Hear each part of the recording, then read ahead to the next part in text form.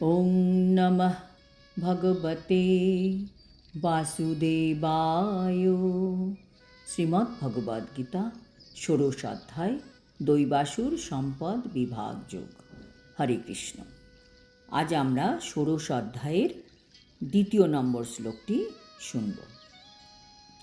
শ্রী ভগবানুবাচ অহিংসা সত্যম অক্রোধস্ত্যাগ শান্তিরপৈশুনম দয়াভূতেষু অলুপ্তং মার্দবংহ্রিরচাপলম। অনুবাদ: অহিংসা, সত্যবাদিতা, ক্রোধ শূন্যতা, বৈরাগ্য, শান্তি, অদোষদর্শী, সমস্ত জীবে দয়া, লোভহীনতা, মৃদুতা, লজ্জা, অচপলতা, এই সমস্ত দিব্য গুণগুলি দেখা যায়। তাৎপর্য: এই 16 অধ্যায়ের প্রথম শ্লোকে আমরা দেখলাম ভগবান কিছু দিব্য গুণের কথা বললেন, যা জীবাত্মাকে বর্ণাশ্রম ধর্ম অনুযায়ী আধ্যাত্মিক পথে উন্নতির পথে সাহায্য করবে। শ্লোক 2তে ভগবান আরও কিছু গুণের কথা বললেন। যেমন প্রথম হচ্ছে অহিংসা।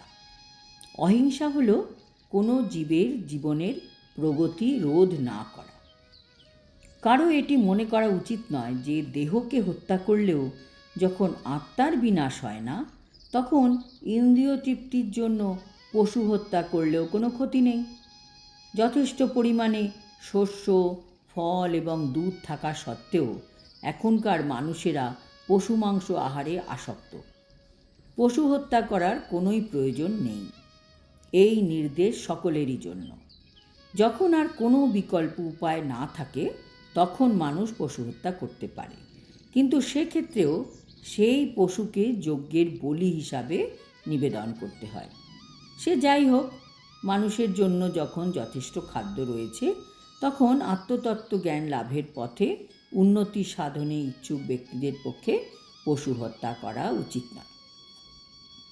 যথার্থ অহিংসা হল কারোর জীবনের প্রগতি রোধ না করা।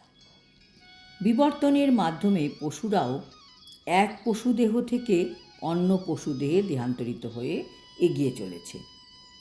যদি কোনো একটি পশুকে হত্যা করা হয়, তবে তার প্রগতি রোকা হলো, প্রগতি বাধাপ্রাপ্ত হলো।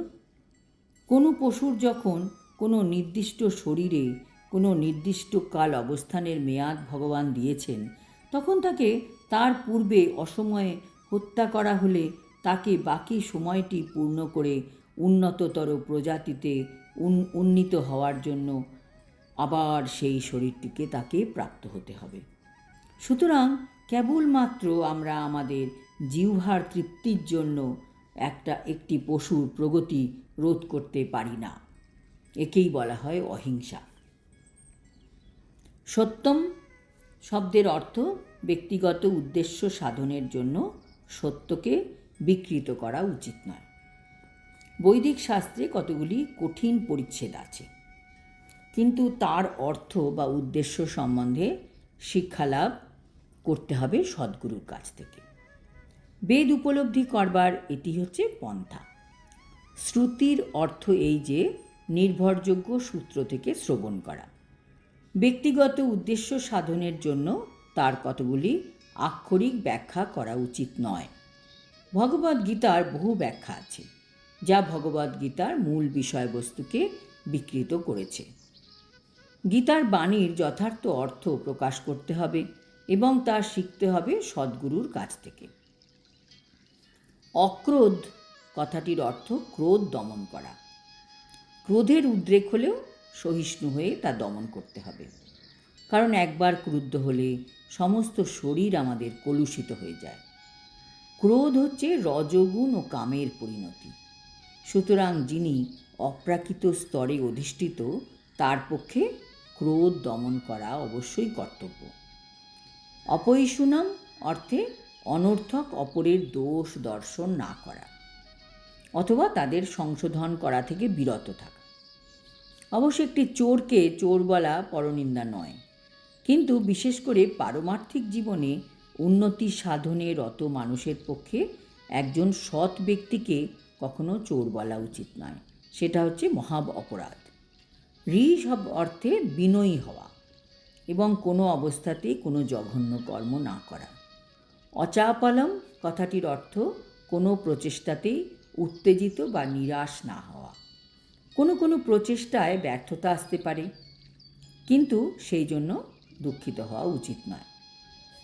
ধৈর্য ও দৃঢ় প্রত্যয়ের সঙ্গে এগিয়ে যেতে হবে।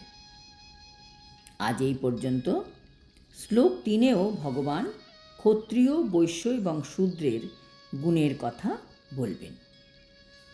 হরি ওম তৎসৎ। হরে কৃষ্ণ।